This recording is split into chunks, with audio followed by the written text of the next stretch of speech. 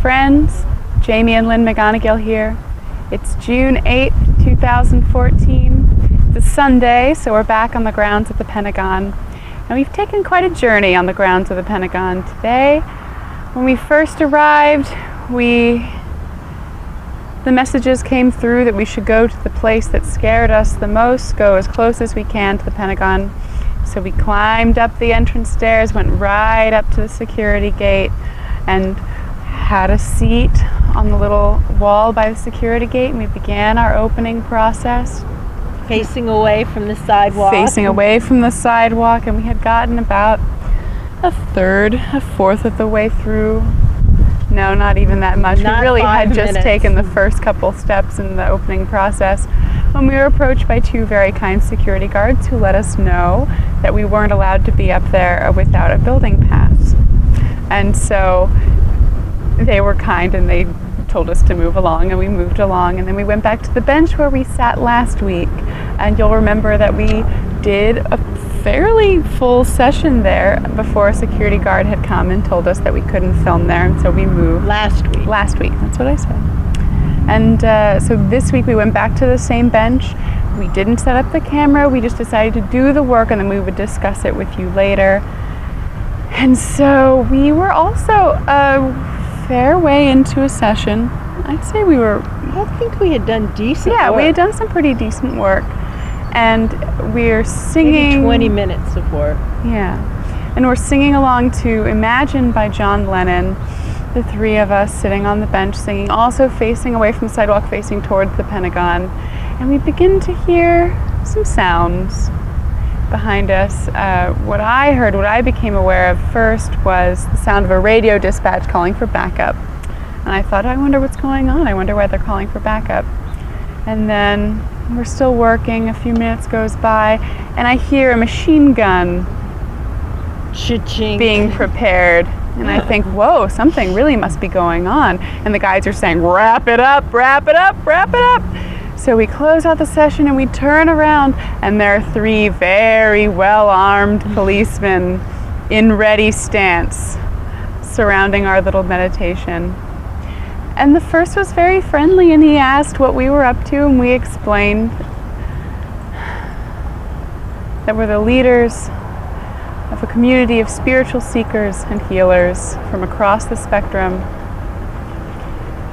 And we're here in Washington, D.C. to create a pillar for peace. You said we were meditating for peace. Meditating We said we for were peace. meditating for peace. And that the Pentagon was the perfect place in which to do so. To encourage our listeners to take action as well in our country's organizations. And he was very friendly. The other two who were holding the larger guns were less friendly. They weren't friendly at all. We could say they weren't friendly at all.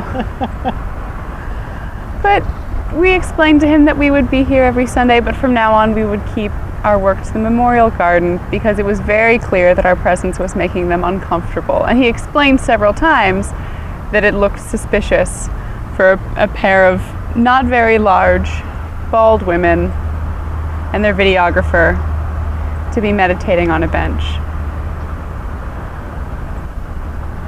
outside the Pentagon.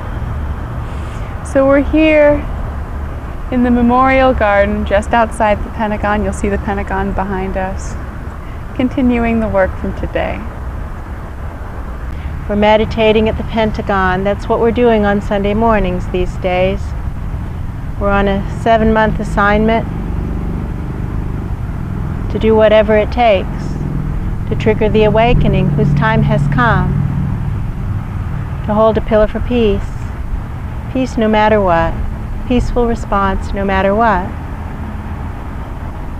So once a week we are to come here to the Pentagon and meditate for peace, quote unquote. That's a good way to explain it to the armed guards that show up behind us and ask, what are you doing? We say, we're meditating for peace. And this is a wonderful place to do it, right here in front of the Pentagon. They disagreed with that assessment about its being a wonderful place to do it. They felt we should do it elsewhere, preferably away from where the people who work in the building are, so the people who work in the Pentagon aren't disturbed by people meditating for peace. It was apparently quite disturbing to them because there were 3 of them and they had machine guns. People doing something unexpected can be threatening to the people who want everything to just stay the same. Even when there are people meditating for peace and singing songs of peace, when they actually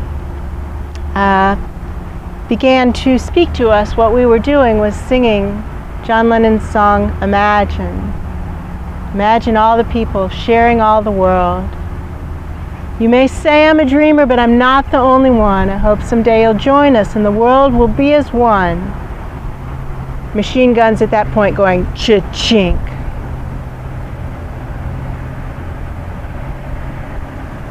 Friends, maybe in your own lives, you have moments like this, where you're taking a stand for something that you know you're supposed to do. And the people around you don't like it at all, and they want you to shut up and just be normal. And then we have a choice. You see, how are we going to respond? If we respond with kindness, with compassion, we understand we're all afraid, everybody's afraid, nobody likes to change. But we also don't give in. We hold space for spirit. Not my will, but not anyone else's will either. Just divine will. Just divine will. You can go meditate for peace in front of a public building yourself.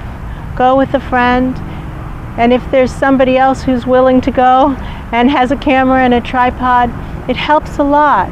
Having a camera pointed at you gives you a little bit of credibility, a little bit of protection. People are a little bit more inclined to treat you with respect. It's true. We've discovered that these last 2 weeks. And go meditate for peace. If you have energy healing skills, if you have light workers healing method skills, that's a good time to use them. Merge with the biosphere, or with the group of people that is our country, or with your state, or with your community. But merge with the group and have the intention, the purpose of our intention today. Incorrect. The stated intention of our healing session today was to heal the root causes of anger and whatever anger represents in such a way as to align with our individual soul plans and to trigger the awakening whose time has come. And in the process of that healing session, we, of course, were led down paths that showed us that, of course, anger is the root cause of warfare. And so by healing the root cause of anger, we're healing the root cause of warfare for ourselves, for our country, for the biosphere, for our galaxy, for the greater good. Meditating for peace, working for peace. Peace is always a choice. We can, all of us, choose peace in our hearts, in our lives, in our minds, and in the world around us. So friends, we offer you the opportunity to do the same thing. Go into your own communities, form groups, and publicly meditate for peace. In the 60s it was called sit-ins and peace-ins, etc., love-ins. Friends, our world is in worse shape now than it was back then. What's different now is that it isn't televised nightly. Our country is still waging war on other countries around the world, just as we were in the 60s. The difference is it's no longer televised. It's censored. But that doesn't mean it isn't going on. And we can start meditating for peace. Wherever you live, there is, within driving distance, the office of a congressperson. There is. You can go onto the sidewalk. We've discovered that you can go onto the sidewalks in front of public buildings and do energy healing sessions and not get arrested. You could do the same wherever you are. Find out where the office is of your congressperson and go meditate for peace, conduct energy healing sessions for peace. And friends, in our work to do this today, we discovered something fascinating. That's this. Everybody in the biosphere is upset at the higher dimensions right now, because everybody in the biosphere at some level or another can feel the truth that we are coming to a skidding halt, that our old way of life is over. It's over. It's over. The trees can feel it. The benches can feel it. The people at some level or another can feel it. The animals can feel it. The other animals, the non-human animals, can feel it. And everybody's upset. Railing, that was the word that the guides used, railing at the higher dimensions with anger. But the truth is that our guides have been trying to get us to do something about this for millennia, actually, for millennia.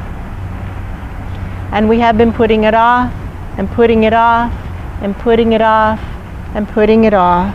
And now there's no way to avoid that iceberg that's dead in front of us. We're going to collide.